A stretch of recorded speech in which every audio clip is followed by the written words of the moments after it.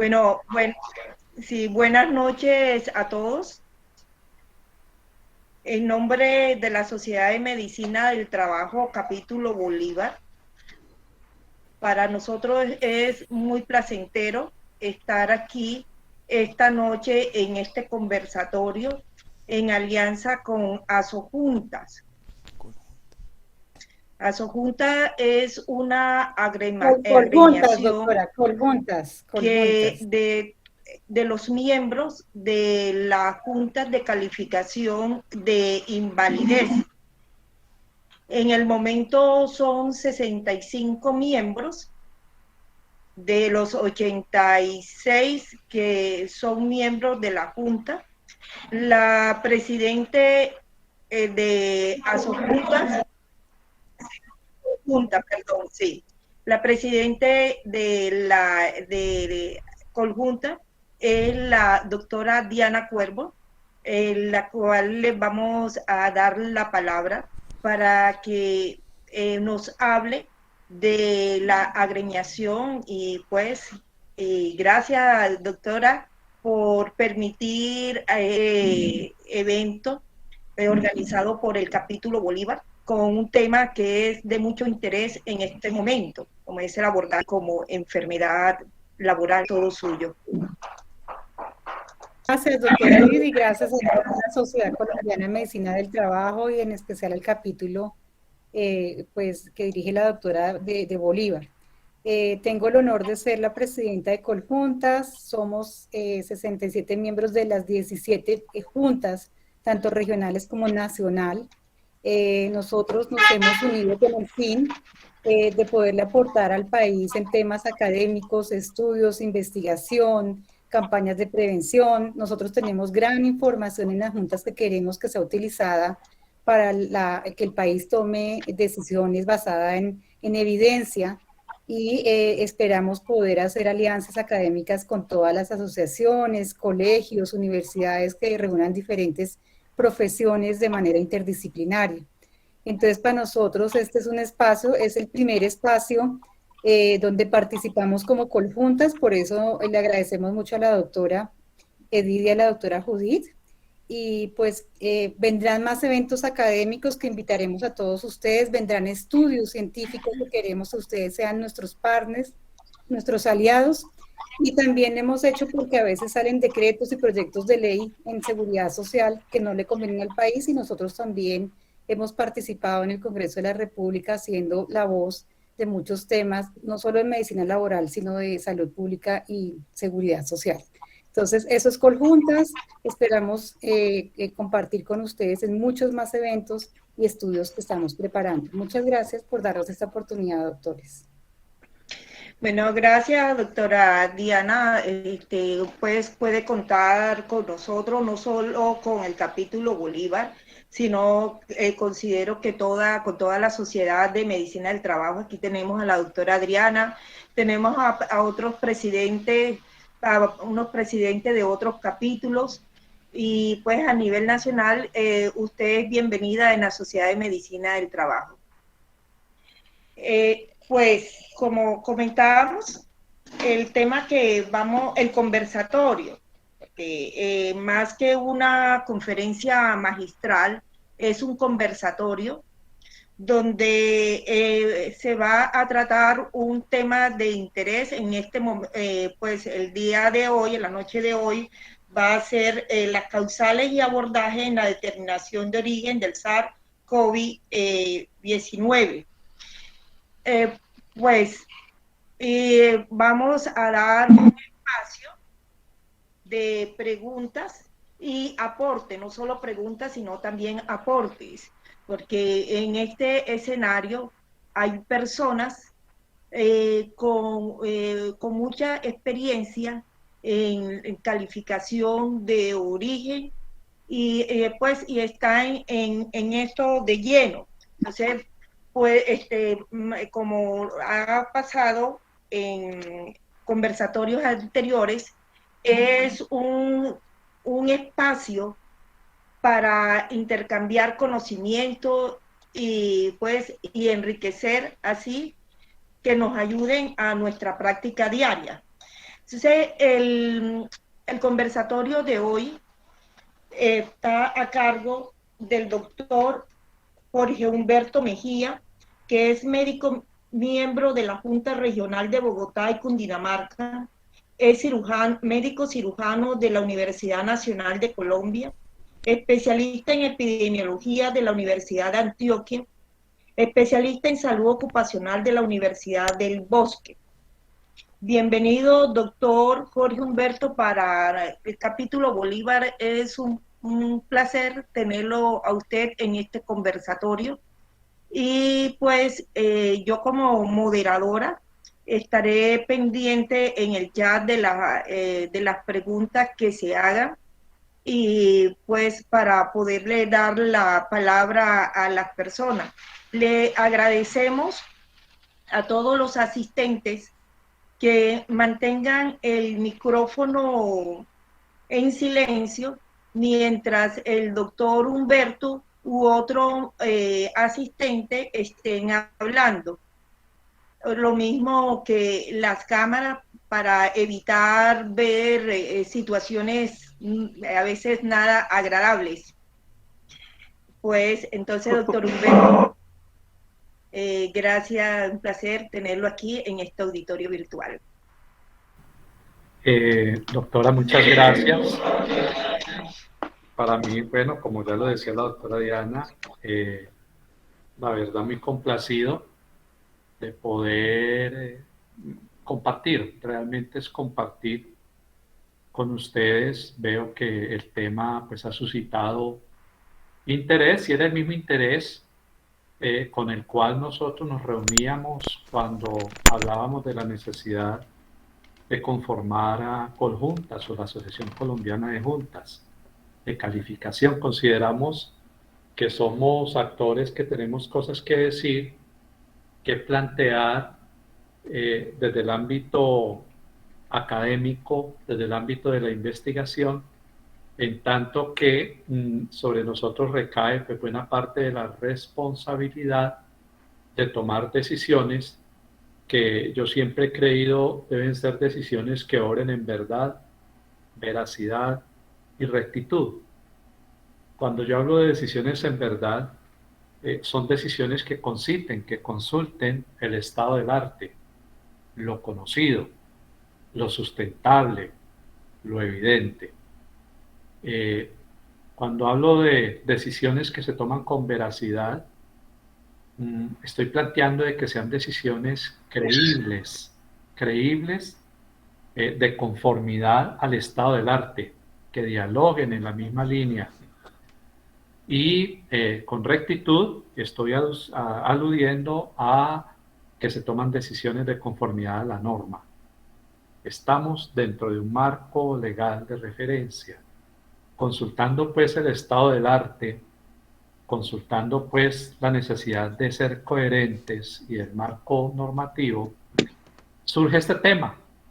Y es un tema que nos coge a todos, al mundo entero, realmente fuera de cualquier tipo de preparación o de conocimiento idóneo previo frente al tema.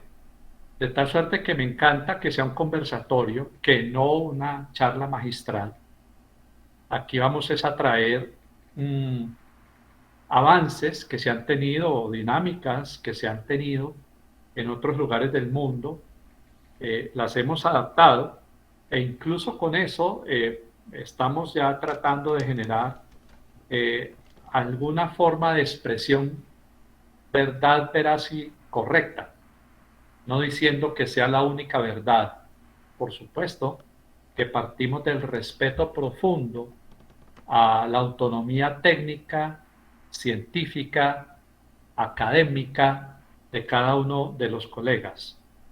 Bajo ese presupuesto de que no hay decisiones mal tomadas, sino que simplemente se trata de tomar las mejores decisiones posibles, quiero presentar a ustedes pues como estos avances para poder determinar el origen de la enfermedad derivada de la exposición al SARS-CoV-2, conocida como COVID-19. Yo quisiera poder compartir pantalla, doctora. No sé si sea factible. ¿Sí? Bueno, mientras logramos y en aras de conservar la atención del auditorio, hemos decidido llamar la conversación Abordajes y causalidad en la determinación de origen de infección por SARS-CoV-2, COVID-19. Cuando uno habla de causalidad en epidemiología, y nosotros tenemos que tomar decisiones en torno a la determinación de una causa, obviamente emergen diferentes conceptos, pero desde el punto de vista de la epidemiología, y aquí hago alusión al diálogo de saberes, porque la causa para un abogado, en nuestras salas hay abogados, es diferente la connotación académica con la cual se aborda la causalidad desde el derecho que la causalidad de la medicina. La causalidad en el derecho es como la búsqueda del causante, es casi que la búsqueda del responsable para responder por alguna situación. En este caso puede ser hasta por una indemnización. Pero en el caso de la medicina y de la epidemiología, se busca el factor causal más con una idea de identificar aquellos factores que se pueden intervenir mediante acciones médicas para prevenir una enfermedad. No estamos hablando aquí de responsables ni de posibles demandas, etcétera. Y ese es el contexto en el... Bueno, listo, pasamos a la siguiente, por favor. Listo. Entonces, la causa necesaria. Entonces, bueno, hablamos de la trama causal de Rodman. Todos sabemos que las enfermedades son multicausales y eso es un argumento bastante utilizado en las discusiones en junta, ¿no? Que al ser multicausales no se puede atribuir a una causa única, etcétera, etcétera. Creo que todos aquí estamos curtidos en el trámite de esa discusión.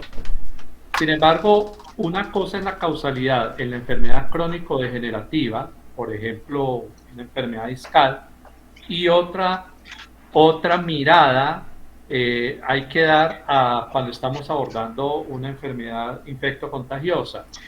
En la enfermedad infectocontagiosa, ¿cuál es el caso? Es evidentemente indudable que hay que tomar el concepto de la causa necesaria. Recordemos aquello de la causa necesaria y causa suficiente. Pero en una enfermedad infecciosa es imperativo manejar el concepto de causa necesaria. Es aquella sin la cual pues simplemente no se da el evento. En el tema del COVID-19, la causa necesaria e ineludible para desarrollar la enfermedad es la exposición al virus, conocido como SARS-CoV-2.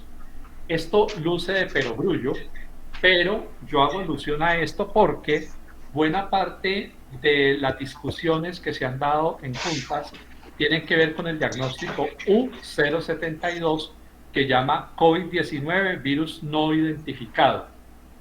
Entonces, digamos que si este es el concepto si este es el diagnóstico sobre el cual se está motivando la controversia y no tenemos identificado el virus, pues estamos simplemente diciendo que la causa, el requisito sine qua non para poder hablar de COVID-19 que no está dado, y es la identificación de la causa necesaria. En este caso, claramente hay que identificar de que se estuvo expuesto al virus. A la derecha ven ustedes los distintos modelos de causa para saber la causa suficiente, pero en cada uno de ellos observan ustedes cómo A está presente en la trama causal del evento 1, en la trama causal en el paciente 1, mejor, en la trama causal en el paciente 2 y en la trama causal en el paciente 3. Lo que está en común en cada uno de ellos es el factor A. Entiéndase en este caso la demostración de la exposición al virus, que para luego desarrollar COVID es diferente cada paciente, por supuesto. Entran en juego ya otros elementos propios de la persona, por ejemplo, la carga viral a la cual estuvo expuesto, ese es uno de los criterios, El otro, para desarrollar COVID-19, potencialmente tiene que ver con reacciones cruzadas, seguramente vía linfocitos T de memoria, a otros coronavirus que permiten o impiden que a unas personas les dé COVID-19 en toda la expresión florida y a otros simplemente puedan cursar prácticamente asintomáticos. Es decir, la trama causal en cada uno de los pacientes es diferente, pero apréciese que en cada uno de ellos la exposición a, en este caso el virus conocido como SARS-CoV-2, debe darse. Esa es la causa necesaria.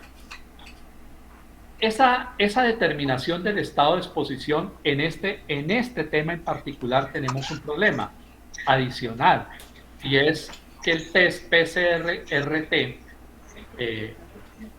la retrotranscripción por las, ha sido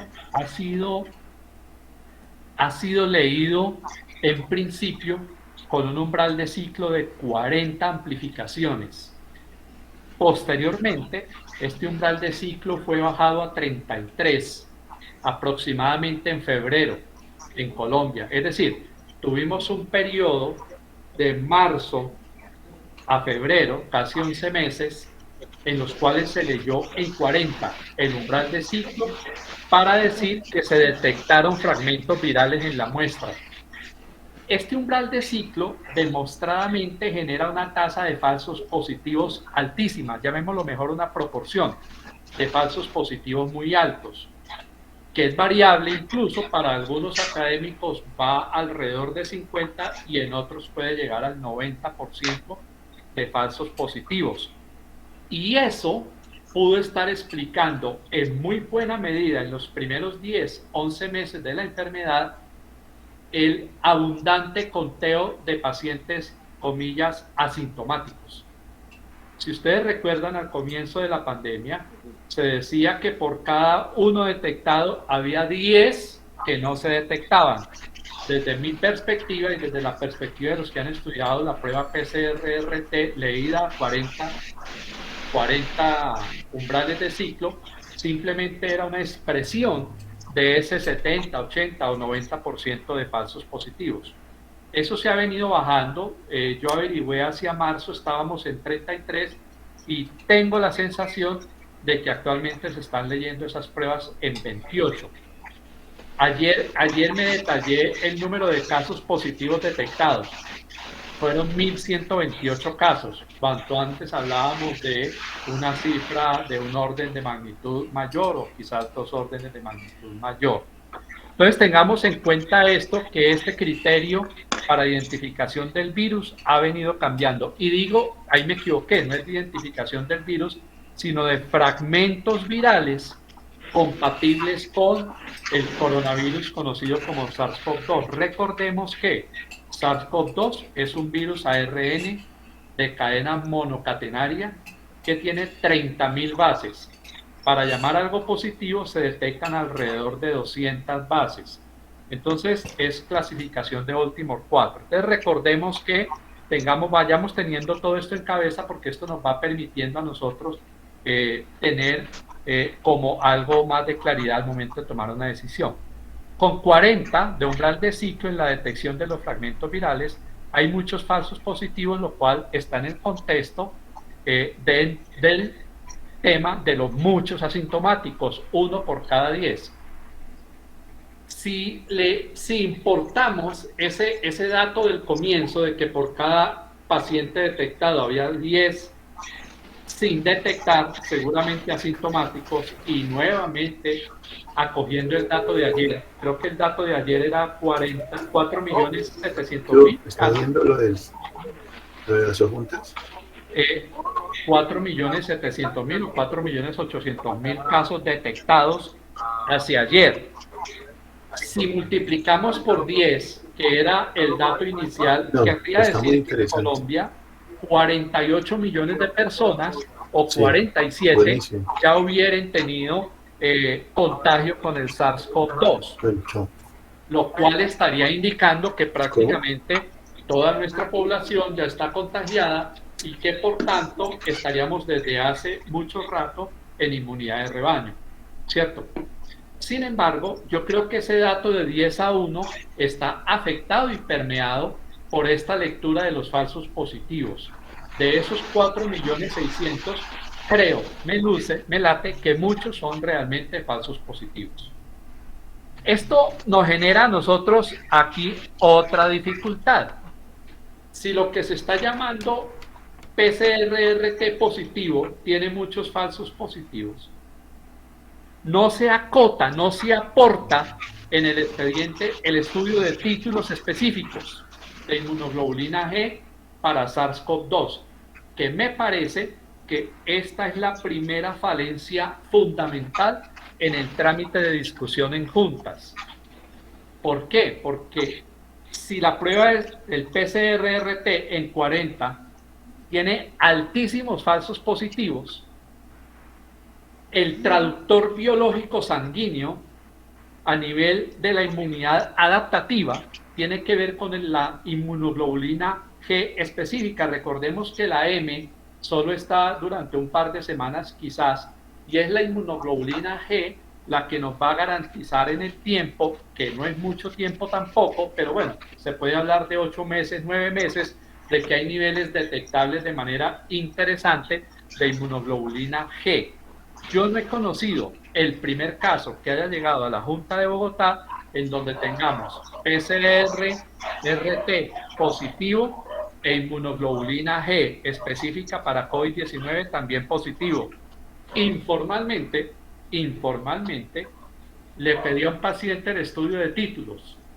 Me lo hizo llegar 3-4 días. Era PCR-RT positivo e inmunoglobulina G específica para COVID-19 negativo. Es decir, claramente se trataba de un caso falso positivo. Entonces, digamos que a mí me parece que debemos nosotros como médicos que estamos inmersos en la discusión e independientemente de la orilla en la cual estemos y para dar claridad en el caso, debemos avanzar y acompañar esta discusión del estudio de anticuerpos. Claro, algunos dirán, es que ya ha pasado mucho tiempo, es que esto, lo otro, pero es bueno hacer el ejercicio para nosotros darnos cuenta de cómo va evolucionando en la dinámica de la infección el nivel de títulos de inmunoglobulina G.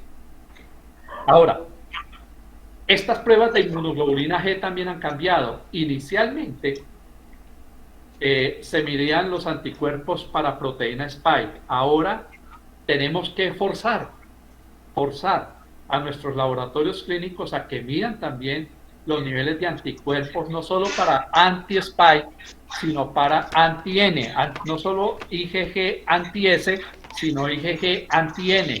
Hay que mirar los anticuerpos contra la nucleocápside. Y esto es importante, ¿por qué? Porque ya mucha gente se ha vacunado. Y recordemos que quienes se han vacunado, lo que están haciendo es inocularle el código que transcribe la parte correspondiente a la proteína Spike, nada más. Por tanto, los anticuerpos de IgG que se generan para esa proteína Spike son los anti-S. Entonces, si uno tuviera la oportunidad de detectar IgG, anti-S y anti-N, claramente le quedaría consignado que quien solo tiene anti-S fue por vacuna, pero quien tiene anti-S y anti-N, nucleocápside y anti-spike, pues claro, es la inmunidad natural. Entonces, de esa manera, uno puede diferenciar a aquellos que tienen anticuerpos vía inmunidad natural adaptativa versus los que adquirieron anticuerpos vía inmunidad por vacunas. Entonces, yo querría dejar esos. ¿Me regalas la otra, por favor?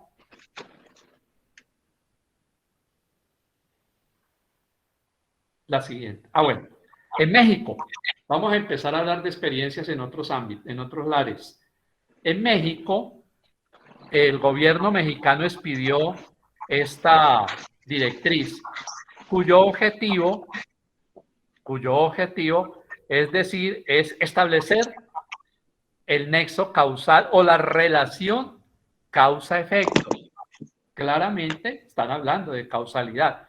Y tienen otro término que a mí me llama la atención, es la relación trabajo-daño, que me parece bastante interesante porque siendo yo epidemiólogo me parece llamativo e interesante porque deslinda la discusión del tema de la epidemiología en el ámbito de la causalidad en el ámbito de la epidemiología y lo traslada a otro ámbito que es la relación trabajo-daño. Me parece interesante, habría que profundizar ese tema, pero es bien llamativo. Ellos parten de que para tramitar la discusión en torno al origen y establecer la relación causa-efecto en COVID, y esto es específico de COVID, debe caracterizarse la exposición. Y arrancan con el sector salud. Y dicen que, evidentemente, quienes más están expuestos son es el personal sanitario, y ahí lo describen, ¿no? Quienes hacen consulta externa, primer nivel, segundo nivel de atención, etcétera, etcétera, etcétera. Y dicen, o cualquier otro puesto de trabajo que tenga contacto con pacientes en los servicios de consulta externa, urgencias, admisión continua, terapia intensiva, entre otros. Hablan de cualquier otro puesto. En el país, Colombia optó por la enfermedad laboral directa. Creo que eso todos los conocemos. Parte del sentido de esta charla o de este conversatorio tiene que ver con la necesidad de trascender el concepto de la enfermedad laboral directa. Es importante, es interesante, tiene un elemento político allí de condescendencia con el sector salud si se quiere, pero se queda corto en la interpretación de causalidad, porque también estamos viendo que se asigna como enfermedad laboral directa muchas veces al personal sanitario o a otro personal administrativo o de apoyo que tenga que ver con el manejo de pacientes, ¿sí? Y el resto se deja como de origen común, lo cual, desde mi perspectiva, no es correcto. ¿Por qué? Porque hay personal del área de la salud que, por lo menos me ha tocado, ha reclamado el origen laboral y se ampara en la enfermedad laboral directa, pero cuando yo lo interrogo y hago mi anamnesis, encuentro que es una persona que ha desarrollado trabajo exclusivamente en teletrabajo, ¿sí? O desde la casa. Es decir, su contacto potencial con paciente COVID o con paciente del sector salud cuyo estado vectorial de ser fuente de contagio no se conoce y cabe el beneficio de la duda, pues no lo tiene. Entonces, realmente esta persona, no obstante estar en el sector salud, realmente no ha tenido ninguna posibilidad de contagio, no ha cumplido el criterio de exposición. Y al tenor taxativo de lo que la norma plantea, podría caber y discutirse si es una enfermedad laboral directa o no en este caso. Versus también está lo otro, personas que no son del sector salud, pero que en razón de su trabajo, y aquí viene la segunda parte de lo que nos propone México, se dice que el criterio de exposición debe demostrar que el trabajador estuvo expuesto a la infección por SARS-CoV-2 en ejercicio o con motivo de su trabajo.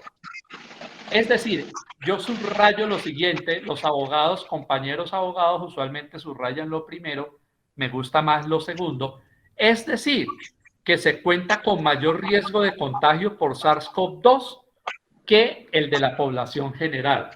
Y aquí ya tenemos como un referente interesante, y es compararnos con lo que está ocurriendo en población general.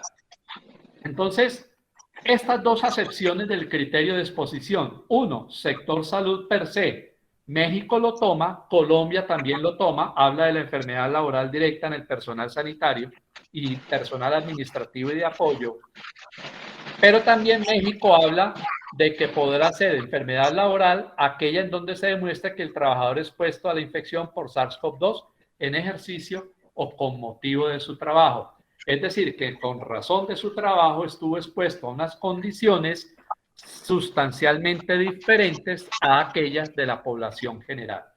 ¿Me regalas la siguiente, por favor?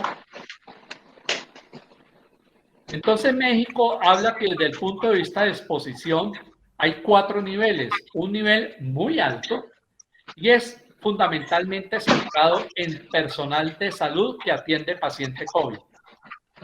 Hay un nivel de exposición alto, que es personal de salud que no atiende paciente COVID. Me parece bastante interesante esta clasificación. Habla de un nivel de exposición medio del trabajador que atiende público en general y que está en contacto con material posiblemente contaminado. Aquí entra en juego esa otra forma que se tiene de que casi que el SARS-CoV-2 se transmite vía fomites, ¿sí? Que no solo vía gotitas de fluje, que no solo contacto directo con personas que son portadoras del virus, sino vía fomites. Y aquí a los mexicanos en particular le dan importancia a la transmisión vía fomites y habla del nivel de exposición medio, personas que atienden público general y que se pueden contagiar vía fomites. Y bajo, nivel de exposición bajo, es trabajador que no atiende público en general, pero tiene algún riesgo de entrar en contacto con material posiblemente contagiado.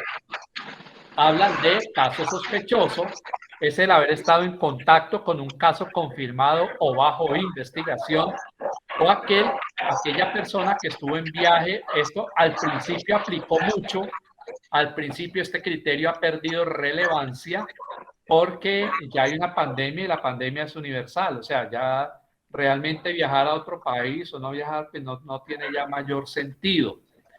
Y hablan de caso confirmado, es cuando una persona cumple con la definición operacional anterior y que cuente con diagnóstico confirmado por la red de laboratorios. Es decir, nuevamente en este caso no tendría sentido discutir un caso de U072, COVID-19 virus no identificado. Solamente tendría sentido el código U071, COVID-19 durante el virus identificado, pero en el fondo lo que están reconociendo aquí es la necesidad de tener perfectamente ubicada la causa necesaria, que es haber detectado algún fragmento viral en las muestras. Siguiente, por favor. Entonces, México nos dice que realmente un caso es de origen laboral cuando es un caso confirmado. ¿Sí?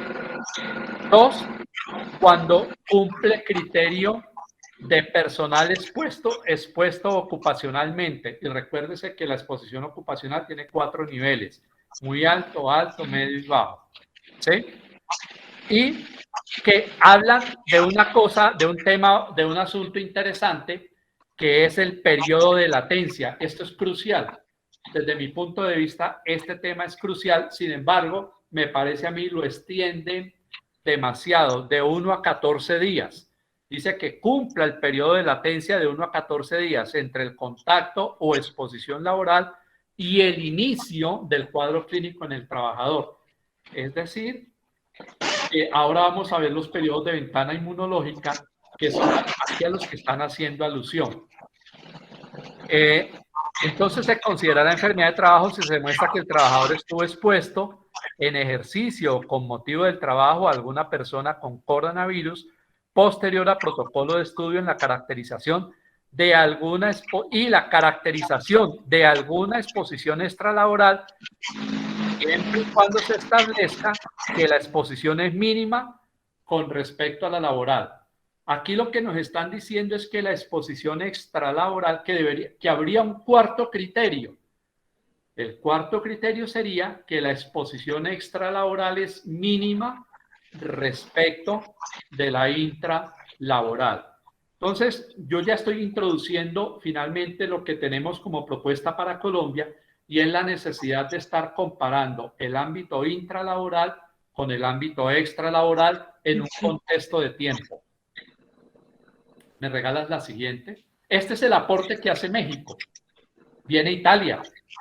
Italia nos produce este documento que se llama Factores ocupacionales en la pandemia de COVID-19 en Italia, y hace una aplicación a partir de los registros de reclamaciones que ellos han venido presentando o atendiendo en una gran base de datos nacional.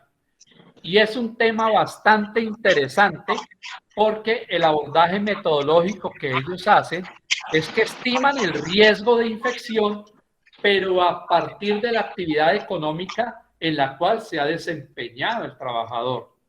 Es decir, y es clarísimo. Entonces dicen, muertes por COVID, indagaron en el fallecido en qué actividad económica laboraba, tienen el denominador poblacional, número de personas en esa actividad económica registradas en las bases de datos, tienen el numerador, número de muertes en cada una de las actividades económicas y construyen las tasas de incidencia, de mortalidad o de COVID-19 hospitalizados.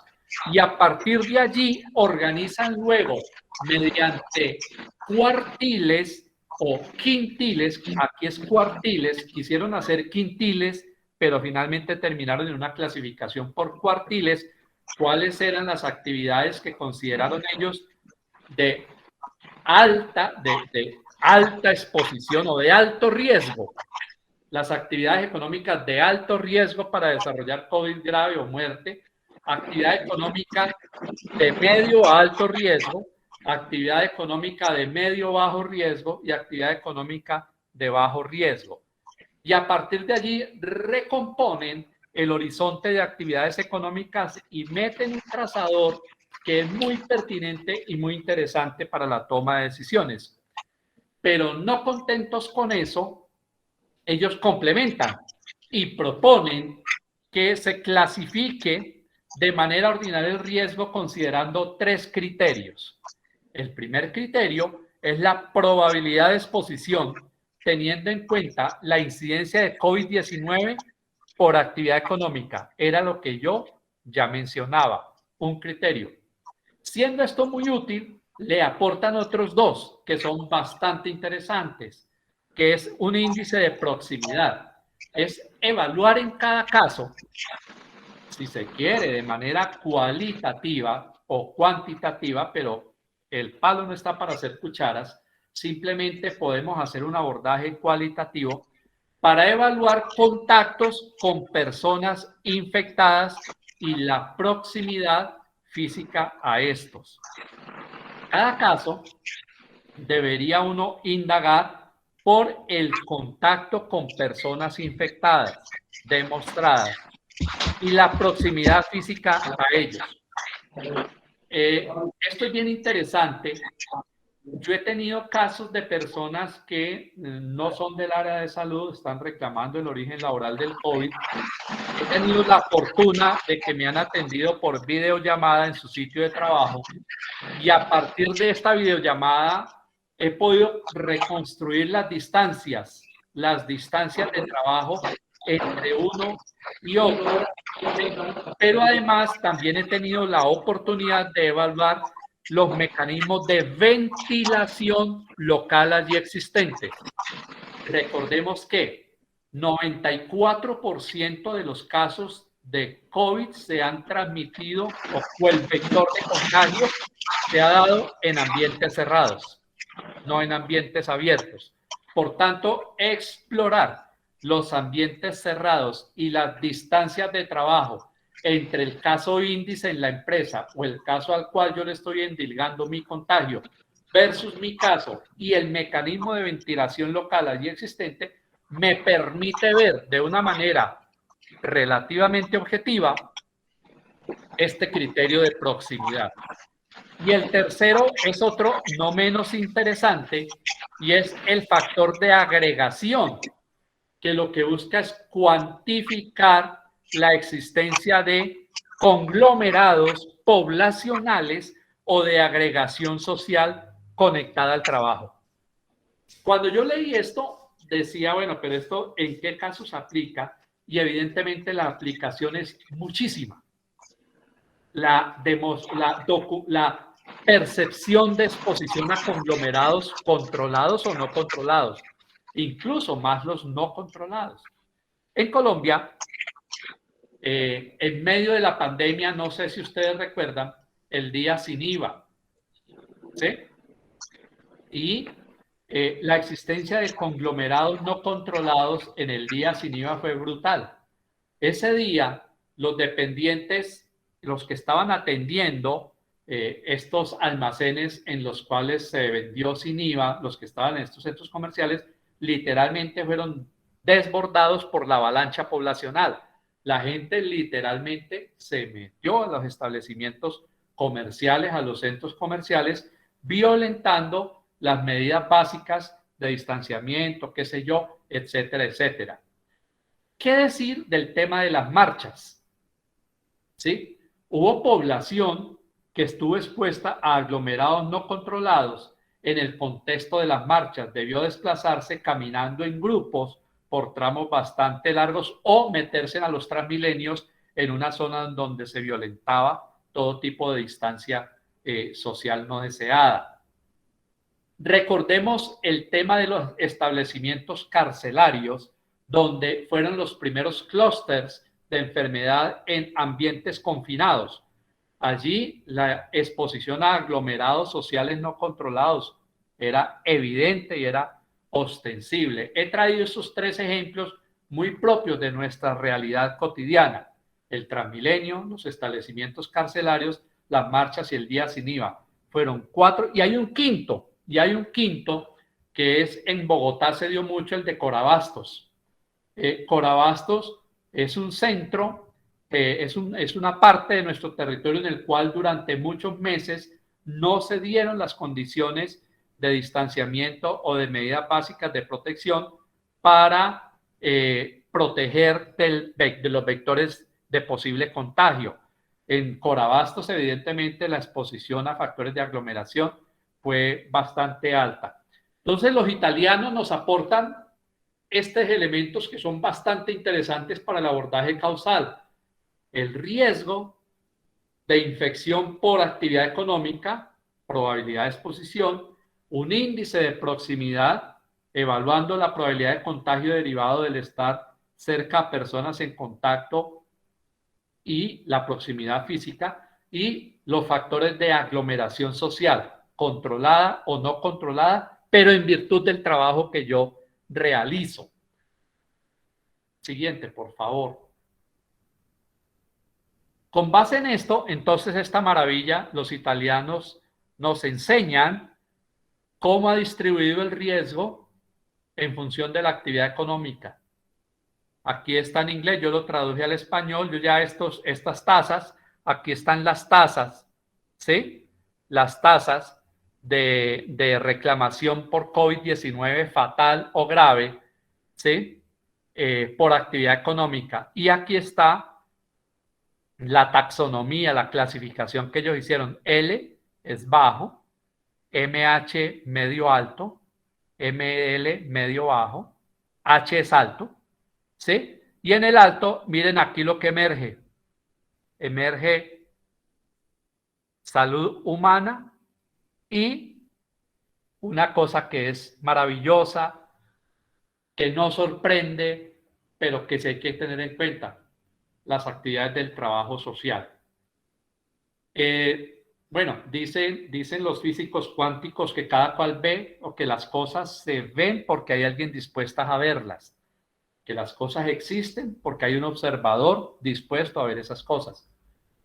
Cuando yo estaba leyendo esta tabla, me llegó un caso de una enfermera que trabajaba en integración social del distrito. Esta no era una enfermera, ella no estaba reclamando el origen de su COVID como laboral por enfermedad laboral directa, dado su ocupación como enfermera y en teoría ser del personal sanitario, personal de salud, sino que esta enfermera tenía como trabajo entregar o participar del equipo de trabajo que entregaba mercados a población vulnerable en Bogotá, en la zona de Usme y San Cristóbal.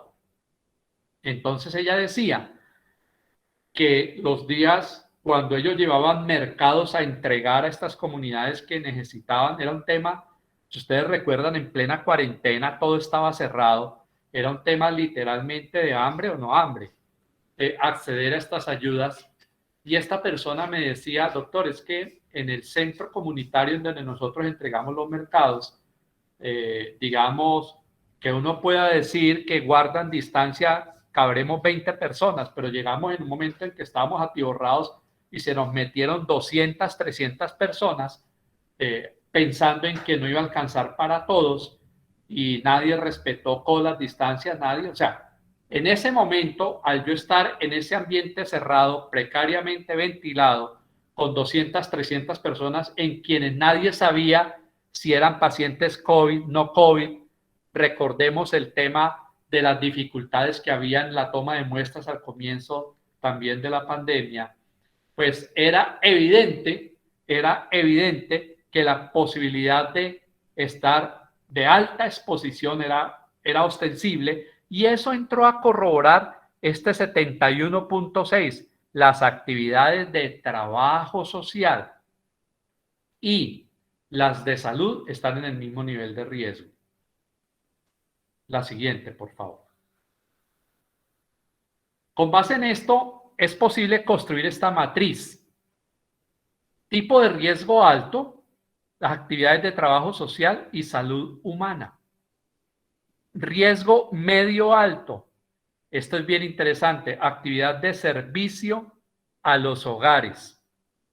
¿Sí? Por ejemplo, personas de comisaría de familia que hacían visitas domiciliarias, si ustedes recuerdan, el tema del maltrato intrafamiliar en tiempos de cuarentena. Se daban situaciones de maltrato, de acoso o violencia sexual intrafamiliar, y estas personas debían hacer visitas in situ para recabar información en torno a la persona maltratada y al violentador. Era una actividad obviamente de servicio a los hogares, lo mismo aquellos que hacían instalaciones de internet y qué sé yo al interior de los hogares, y en donde ellos realmente no sabían si la persona que los atendía tenía COVID, no tenía COVID, etcétera. Recordemos que por el temor muchas personas negaban su estado de portador o enfermedad, pero además nosotros aquí no podemos pensar con el hecho de que los domicilios tienen 150, 200, 300 metros cuadrados, que las viviendas realmente cada vez son más escasas en su área, y por tanto fácilmente hay situación de hacinamiento al interior de una misma vivienda. Esa es la realidad de nuestro país, la realidad de la pobreza. Es que hay hacinamiento en el 80, 70% de los hogares colombianos. Vive mucha gente al interior del mismo hogar. También bienes y servicios. Y miren la administración pública y defensa. ¿Sí? Y esto es clarísimo. La administración pública no cerró, esa siguió funcionando. Los funcionarios de la alcaldía debían trasladarse a X, Y, Z sitios, hacer visitas al terreno para tratar de organizar la situación, y los servicios de seguridad social, ¿sí? Diferentes a los de la asistencia médica. Entonces, realmente aquí está el menú de lo que se considera de riesgo alto o medio alto. Y riesgo bajo están las finanzas, los seguros, servicios de comida, servicios de transporte, no estamos hablando de Transmilenio, de transporte de otras, la persona que va sola en su furgón disponiendo alimentos allí, allá. Construcción es una actividad usualmente al aire libre, electricidad, gas, agua, bueno, etcétera. Esto a mí me ha parecido interesantísimo porque nos permite pues como un orden lógico o un trazador para que nuestro dictamen o nuestra decisión sea en verdad, ¿sí? Sea con verdad y sea con veracidad. Siguiente, por favor. La propuesta entonces es,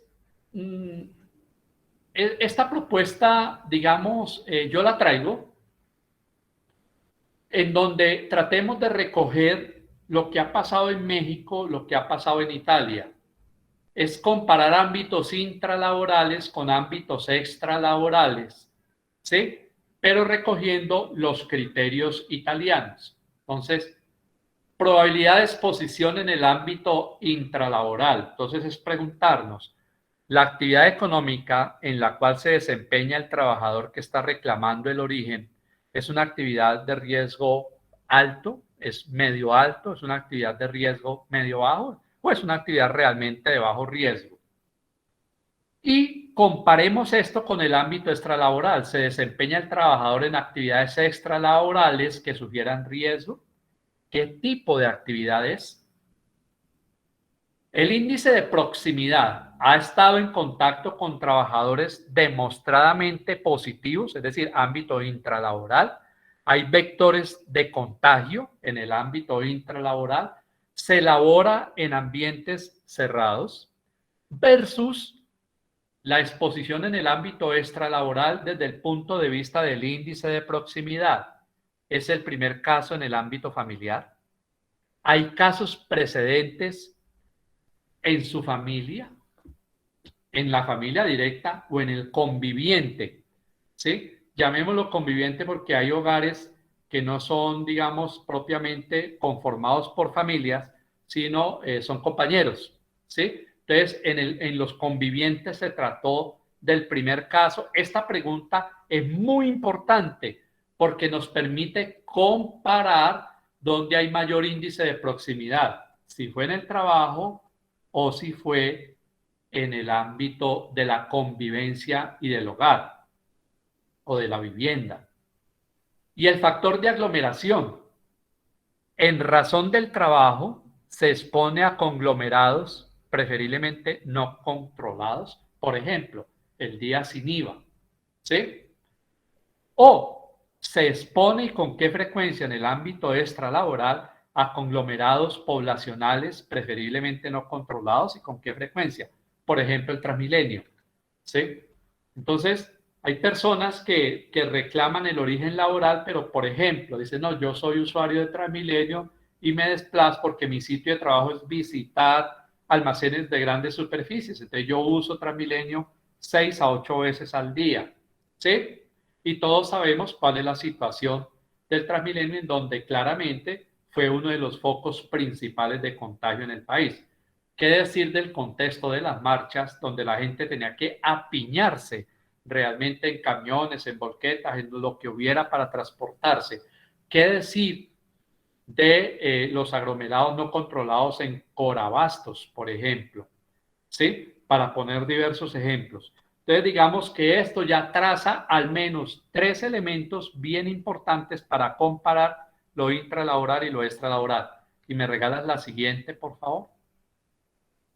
Y yo le agregaría un cuarto criterio, que es el periodo de ventana inmunológica plausible. Infectio es una revista de la Sociedad Colombiana de Infectología, y este es el gráfico oficial que ellos manejan de la dinámica del virus. El periodo de ventana va del día 0 al día 7, al día 8, ¿sí? Observemos cómo los primeros 5 días, que esto me parece muy importante, muy es mucho, los primeros 5 días son del periodo asintomático. Luego viene el inicio de síntomas, que va del día 5 al día 8, que es la fiebre, el malestar general, la dinamia, las mialgias, las artralgias, etcétera, etcétera. Puede aparecer la anosmia, la disgeusia, etcétera. Esto viene del día 5 al 8. Entonces, 5 en el 96, que subieron a 2000, etcétera.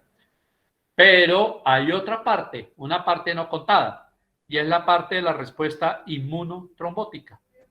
Hay gente que en el COVID largo, o que no, sin saber que tiene COVID largo, hace una trombosis. Estos neurólogos se han preguntado si los accidentes cerebrovasculares de tipo trombótico se pueden endilgar causalmente y bajo qué criterios al COVID-19. Es una pregunta fuerte y nosotros no estamos excluidos de que esas discusiones nos lleguen. Entonces, no sé si ya te llegó, doctora, la nueva presentación. No, no ha llegado.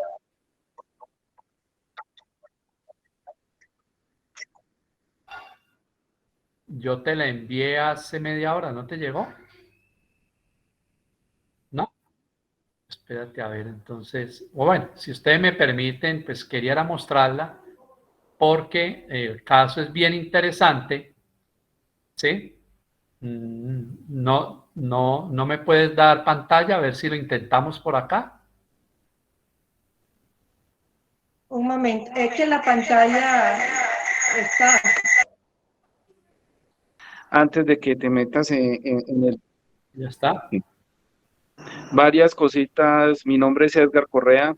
Soy Edgar. médico de la Junta de Antioquia, para los que no me conocen. Varias preguntas, Jorge Humberto. La primera, cuando se inició el tema de calificación de origen, cuando salió el primer decreto donde nos ponían como enfermedad laboral el COVID, ¿cierto? Desafortunadamente nosotros en Colombia, nuestra legislación es blanco o negro. En este caso es laboral o no laboral, no hay intermedios, no hay interpretación. Y en ese orden de ideas es jurídica las definiciones. Yo mandé a las juntas un comunicado solicitando que se estudiase la posibilidad o que se mirara que más bien como una enfermedad laboral, esto pudiera ser un tipo de accidente laboral, porque el medio de transmisión del COVID es por aerosoles, ¿cierto? Por respiración o por un contacto de un fluido corporal contaminado con el virus. Y esto es muy similar a lo que se trabaja con el HIV. De hecho, es una discusión que todavía se está dando en los CDC de Atlanta, en los Estados Unidos. Ellos todavía no han terminado de mirar ese tema, pero me parece que es una discusión interesante. Esa es la primera. La segunda inquietud es que un instrumento que es válido, pero que no nos llega a nosotros como juntas de calificación, son los cercos epidemiológicos, donde muchas de las variables que tú gentilmente has documentado, no solamente en Colombia, sino en México, Italia y en otras sociedades, en tu experiencia, se pueden determinar mediante el cerco epidemiológico. Eso no nos está llegando a las calificaciones. No sé qué piensas del cerco epidemiológico y la solicitud de este. Lo otro es, nosotros como calificadores de juntas, no estoy hablando de las otras entidades, pero nosotros como médicos de juntas, nosotros no hacemos diagnóstico, entonces los diagnósticos ya nos llegan hechos y tenemos que trabajar con eso. No sé qué opinas, si es necesario solicitar nuevas pruebas para determinar eso desde el punto de vista diagnóstico. La otra limitante es la que tú dijiste, tenemos que trabajar con teleconsulta, y muchos de los médicos que hacen esta teleconsulta por las EPS o las IPS no están entrenados en epidemiología para hacer la clasificación. Sé que hay unas entidades como SURA, tienen unos protocolos y los califican como contacto directo intralaboral y lo califican de una vez como laboral, y la misma ARL SURA viene controlando esos dictámenes. No sé qué piensas de eso, pero nunca hay un interrogatorio, una validación de toda esta información, y las historias clínicas son pobres. Y por otro lado, ya cuando hablas de las secuelas, yo tengo la experiencia de trabajar en una clínica para la prevención del COVID, porque ellos tuvieron unos picos muy altos de COVID, y he encontrado que muchos de los profesionales de la salud terminaron con patología cardíaca, ¿cierto? Sí. Entonces, no solamente es la parte de trompo, la parte pulmonar, sino la neuropatía periférica y los trastornos de conducción en la placa motora, tanto de músculo estriado como músculo cardíaco. No sé qué piensas al respecto. Esos son como los interrogantes que pienso que deberíamos entrar a futuro, porque ya después de año y medio nos está tocando ya definir eso. Gracias, Jorge Humberto. Edgar, no, gracias a ti. Entonces, como para cerrar la charla, empezaría como por la última parte de las secuelas post-COVID, que es un tema fuerte, Edgar, y a todos los que nos escuchan. Gracias, Edgar. Mira, obviamente las secuelas post-COVID son muchas, ¿sí? Y tú estás en todo lo cierto, ¿sí? No solamente la parte inmunotrombótica afecta al sistema nervioso, evidentemente pues está todo el tema del infarto, Y de hecho hay mucha gente que fallece 3 semanas, 4 semanas después, es por infarto, ¿sí? Porque está en el imaginario colectivo, incluso de quienes se manejan COVID, es que una vez el paciente sale de UCI, pasa a pisos y sale de pisos, ya se salvó. Y la verdad no es así. Yo estoy percibiendo eso mismo que tú estás percibiendo y que estás detectando en el sitio en donde trabajas. La parte de afectación cardíaca es bien importante. La parte de osteoartralgias secundarias es también bien importante. Y la parte de cerebrovascular también es bien importante. Traigo nomás, esto es como un ejemplo, Edgar, que como ejemplo obviamente no recoge todas las posibles situaciones derivadas de las secuelas post-COVID, sino que lo traigo es porque un grupo esto ya es un tema, por ejemplo, de la neurología, ¿sí? En donde algunos neurólogos en otros países del mundo ya se empiezan a preguntar esto. Miren este artículo, causalidad en COVID-19, o sea, o el stroke, la apoplejía, el accidente cerebrovascular asociado causalmente en COVID-19, una definición de caso uniforme para uso en clínica. Entonces ellos finalmente nos proponen, y esta es una cosa también como bien interesante, porque están proponiendo, no sé, ustedes recuerdan los criterios, por ejemplo, de lupus, criterios mayores, criterios menores, ¿sí? Y ellos parten de unos criterios mayores que tienen que ver, por ejemplo, con los aspectos clínicos y la demostración del mediante PCR o estudio de anticuerpos específicos para COVID-19. Es decir, se deben tener los dos criterios mayores completos. Con base en eso, permítame, yo trato de mirar acá. Permítame, yo trato de retrotraer el artículo completo. Este es un modelo bayesiano de tasas de mortalidad por COVID, ¿sí? Causalidad en el accidente cerebrovascular. Miren esto tan interesante que ellos están proponiendo. Ahí están viendo la pantalla. No. ¿No? Bueno, pero es lo que está ahí. Dice criterios mayores. Es la evidencia clínica o neuroradiológica de accidente cerebrovascular. Primer criterio mayor. Segundo criterio mayor. Detección de SARS-CoV-2 por PCR-RT o detección de anticuerpos específicos en serológicos, en sangre. Los criterios menores, el tiempo de inicio, que la apoplejía se dé de unos pocos días a 3 semanas después del inicio de síntomas, la ausencia de factores de riesgo cardiovascular y el dímero D elevado o la lactato deshidrogenasa elevada. Y proponen estos neurólogos que para secuela COVID, en el contexto del accidente cerebrovascular, sea calificado los casos así. Caso posible es aquel que tiene los dos criterios mayores y un criterio menor. Caso probable cumple los dos criterios mayores y dos criterios menores. Y el caso confirmado es el que viene ya con todos los juguetes. Es decir, es un caso probable y hallazgos patológicos consistentes. Es decir, que tenga ausencia de factores de riesgo cardiovascular, dímero D elevado, lactato deshidrogenasa elevada y el tiempo de inicio de los síntomas sea coherente. Eso para comentarte que, Edgar, este es solo un ejemplo y evidentemente deberíamos empezar a nosotros a hacer acopio de este tipo de aportes que se están haciendo porque realmente es un motivo de preocupación frente al tema del COVID largo y de las secuelas COVID. Hay, frente al tema de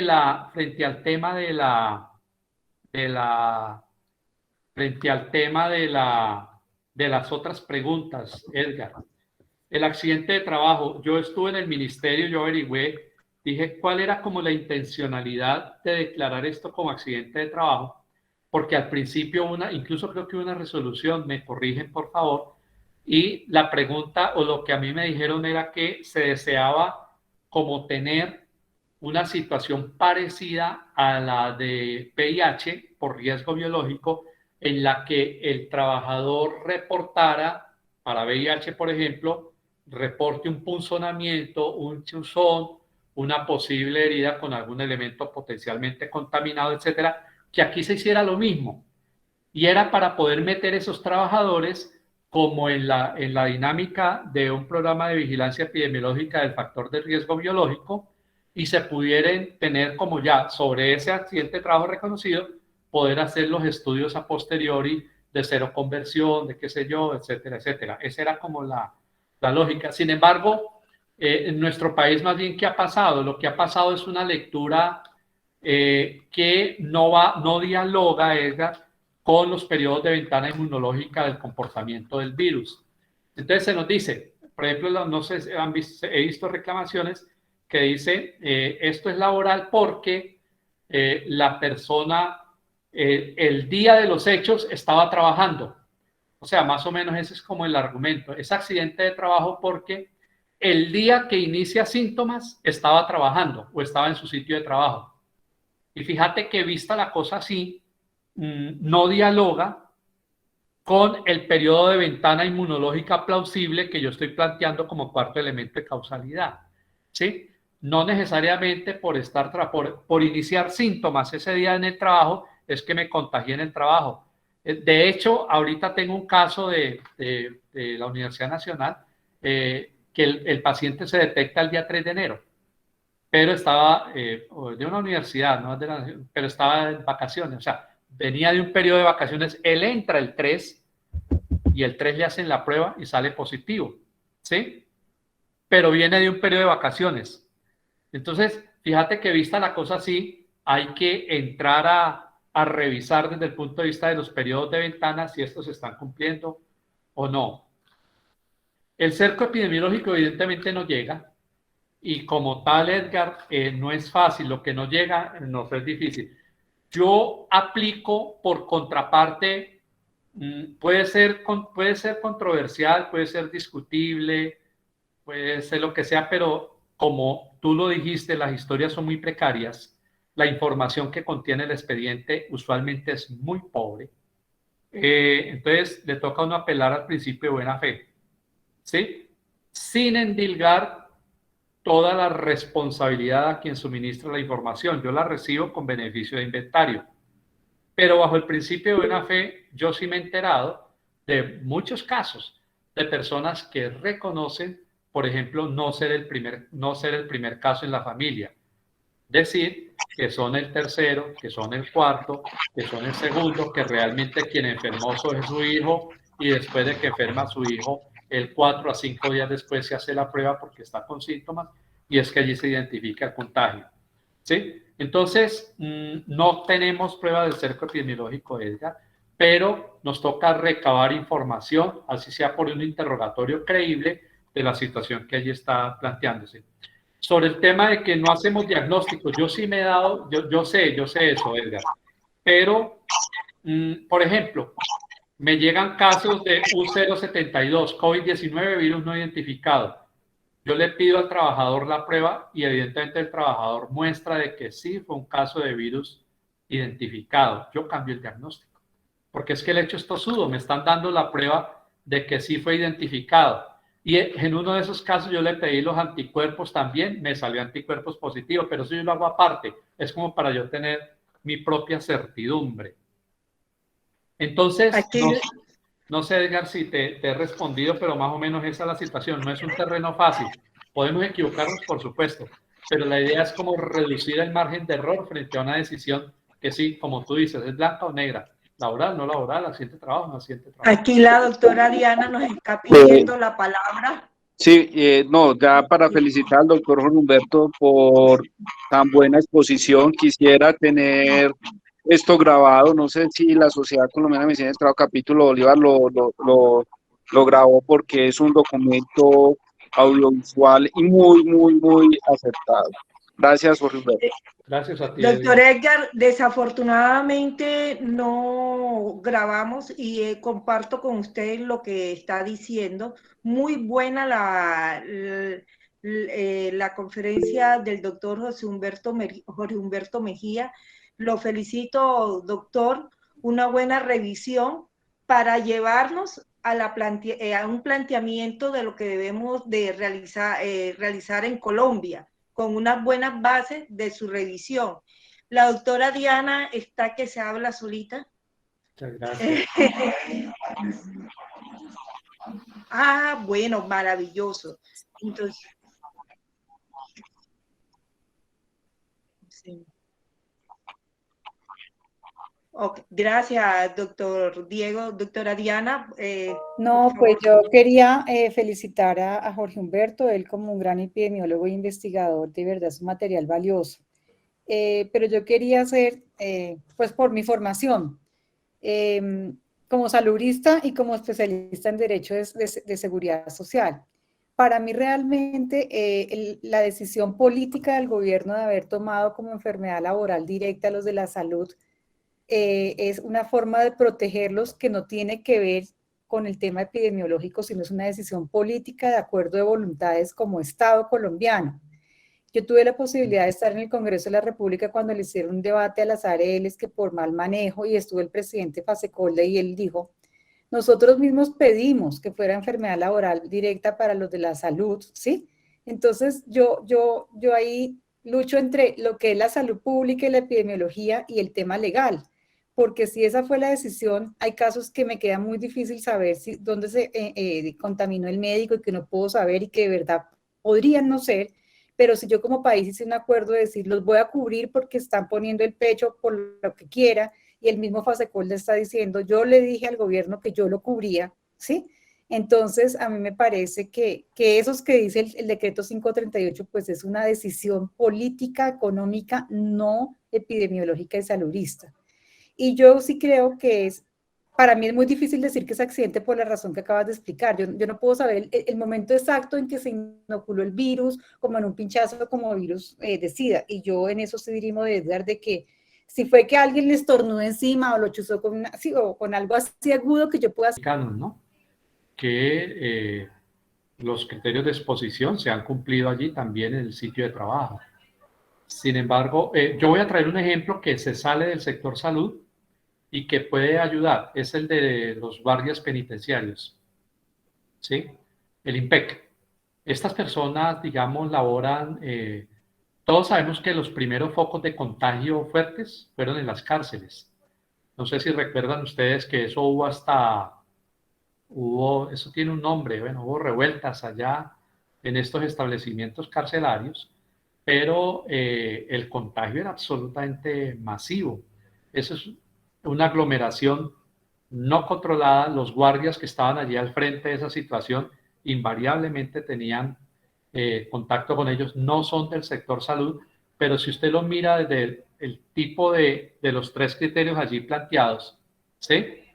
Si lo miras de los tres criterios planteados de probabilidad de exposición por actividad económica, del índice de proximidad en el trabajo y de aglomeración no controlada en el ámbito intra y en el ámbito extralaboral, yo hago unas matrices y comparo y construyo un indicador cualitativo y lo trabajo, si se quiere, con rayitas, con crucecitas, sí, cumple, este salto aquí fue bajo y predomina el ámbito intralaboral. Entonces, cuando me predomina el ámbito intralaboral, pues yo digamos que es queda uno tranquilo, no es ley, queda uno tranquilo en decir, hombre, viendo la cosa así, yo sí me inclino a pensar de que predomina la situación de trabajo.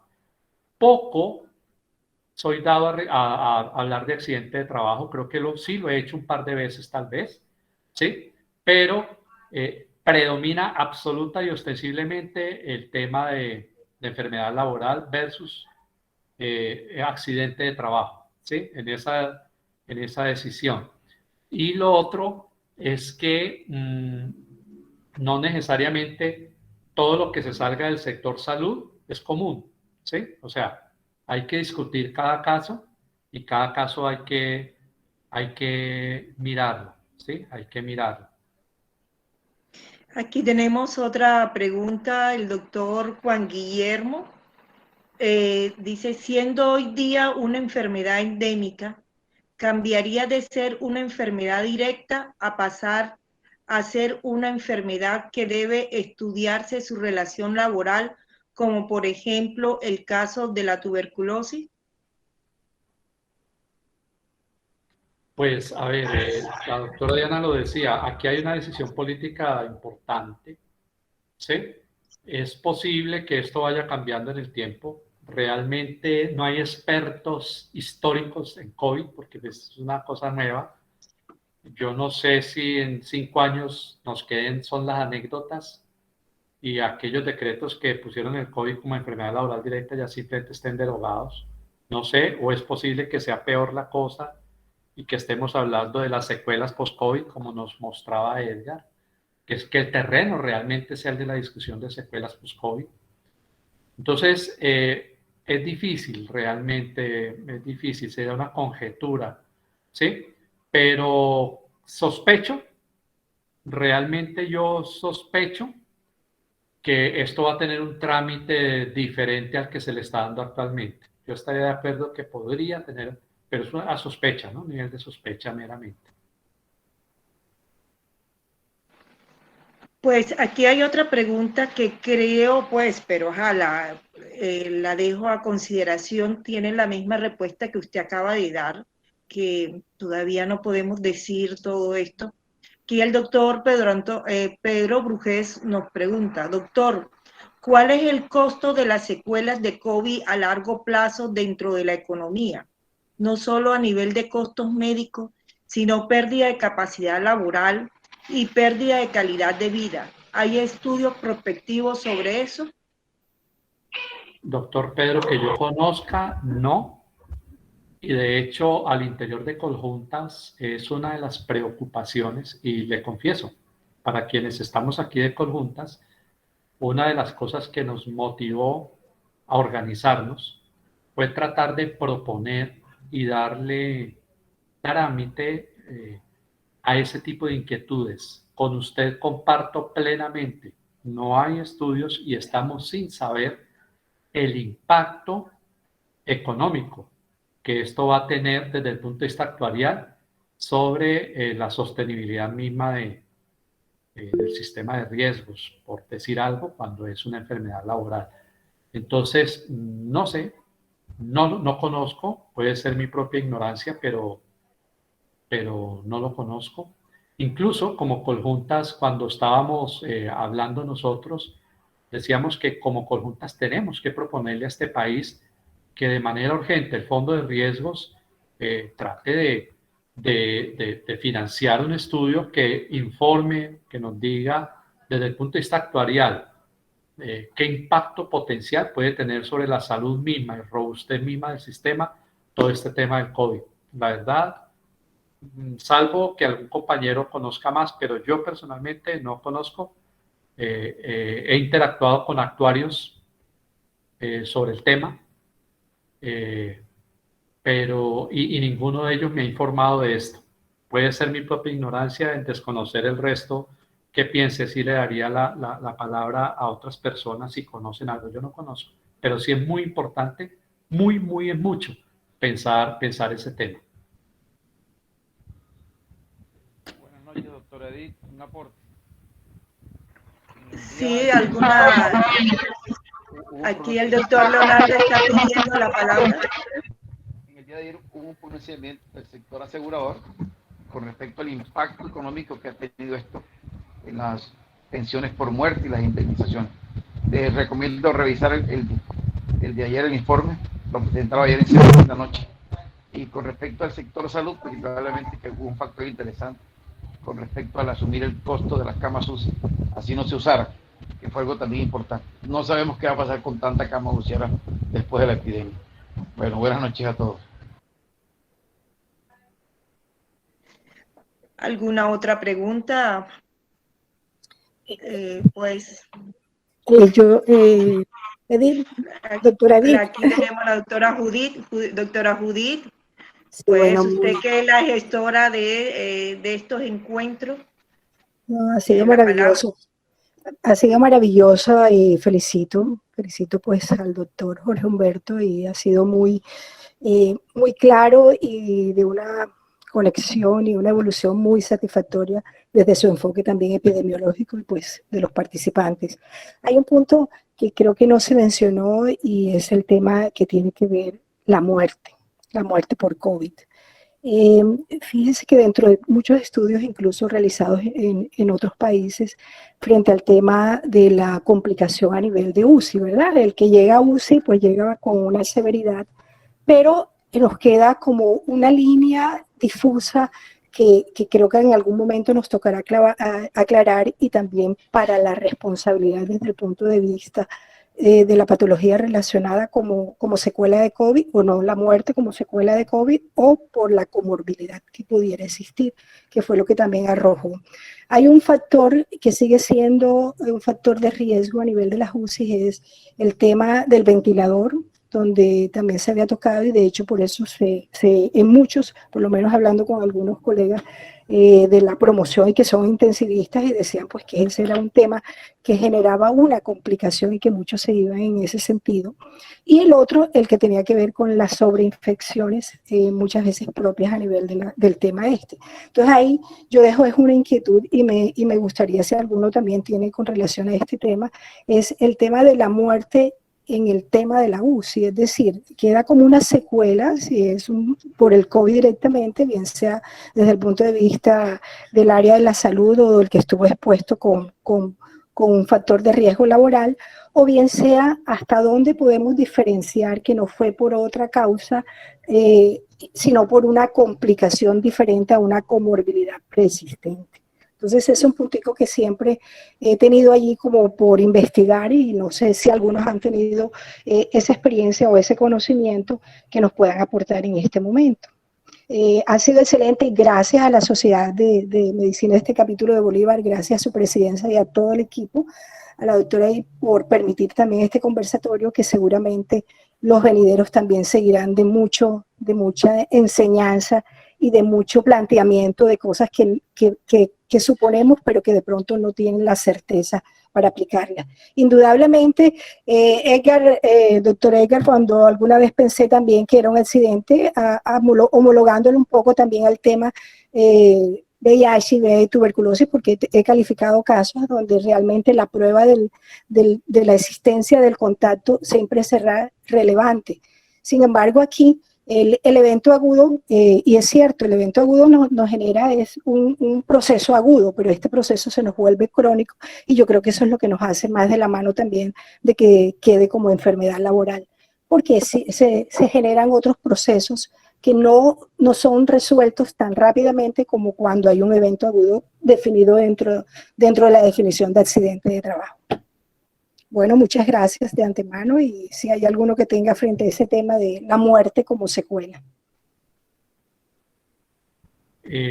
No tengo, pero por eso traía yo un poquito a colación el tema de los neurólogos y de cómo ellos empiezan a ensamblar. Yo creo que nosotros podríamos también, sin hablar de un algoritmo, pero sí hacer como una adaptación de ese modelo, que ellos hablan de criterios mayores o criterios principales y hablan de criterios menores. Entonces, en la medida en que se van cumpliendo estos criterios, pues uno podría tener cierta tranquilidad en poder tomar una decisión como más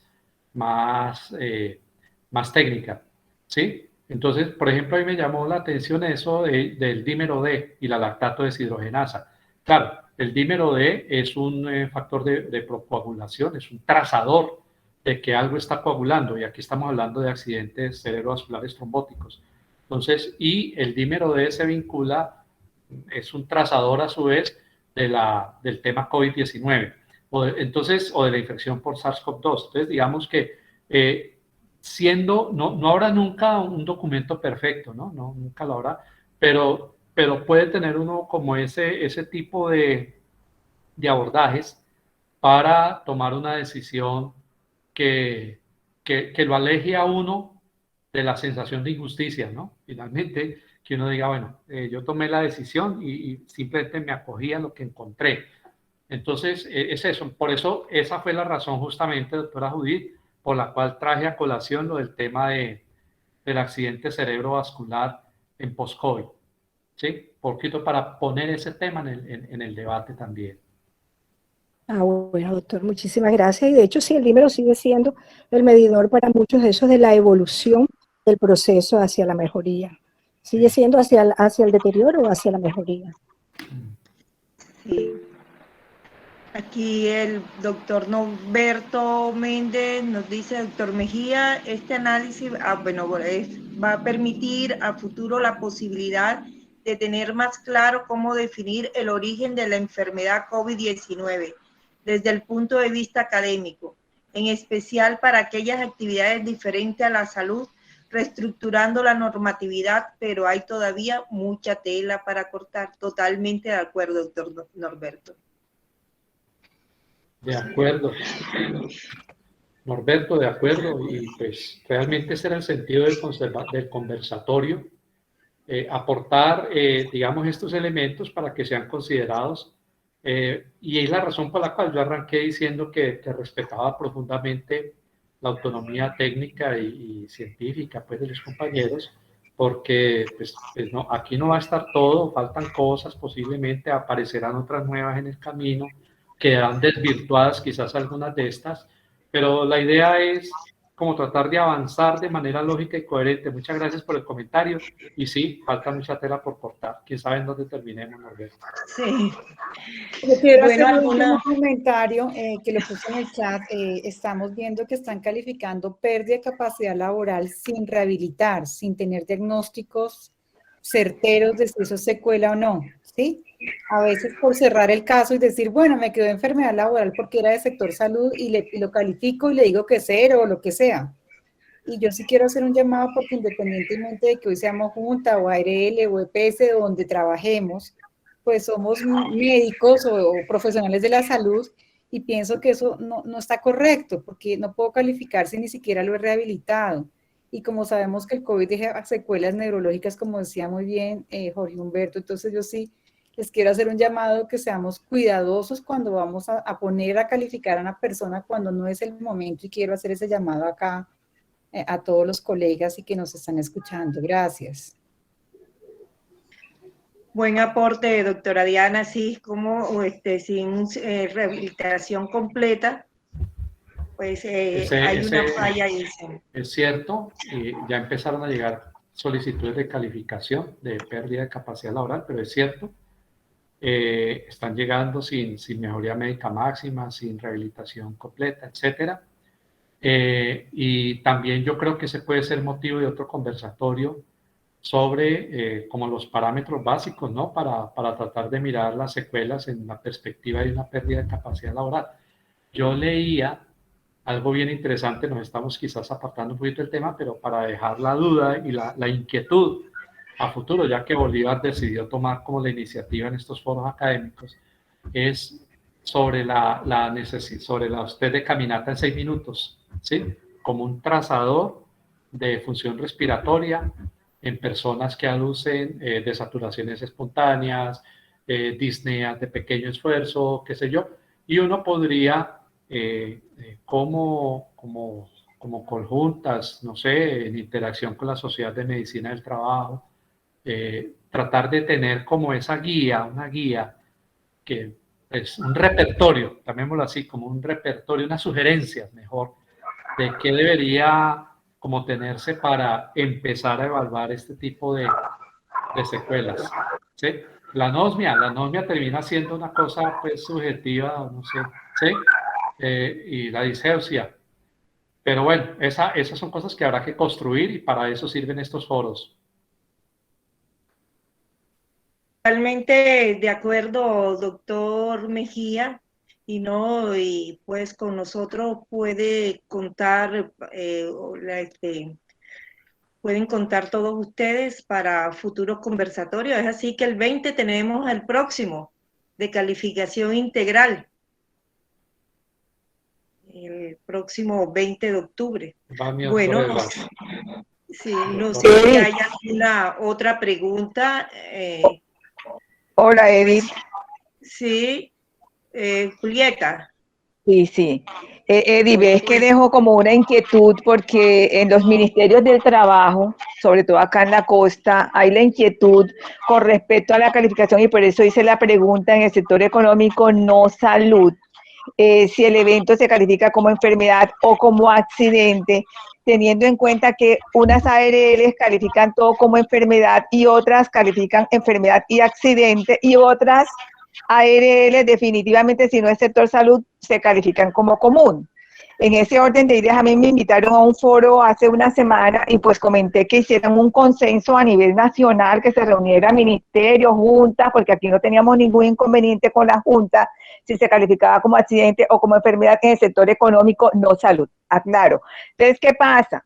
¿Qué pasa con la calificación de como enfermedad o como accidente? Las prestaciones asistenciales las van a tener por riesgos laborales, las prestaciones económicas también, pero ¿qué está pasando? Como enfermedad laboral, cuando la empresa se va hacia otra ARL, esa enfermedad pasa a la nueva ARL. Y si supongamos somos nosotros que estamos calificando accidentes y enfermedad, y vemos que es un sector económico, no salud, decimos, no, para nosotros es un accidente de trabajo, y vamos a mirar las consecuencias de estas secuelas de COVID que se están viendo 8 meses después, un año después, todo lo que decía el doctor con respecto a problemas inclusive de válvulas cardíacas, que uno dice miércoles, válvulas cardíacas, entonces uno está mirando que se están presentando las secuelas de post-COVID y que si esa enfermedad laboral en el sector económico no salud, por así decir, para nosotros el concepto de accidente de trabajo en la parte de no salud debe hacerse un consenso a nivel nacional que defina, porque de verdad que no se sabe.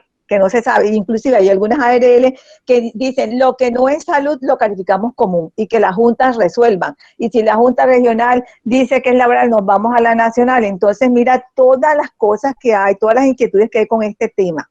Este tema es un tema que es para muchas horas. Entonces dejo como esa inquietud, el Ministerio de Trabajo de Sucre iba a llevar eso a nivel nacional para que se hiciera un consenso al respecto.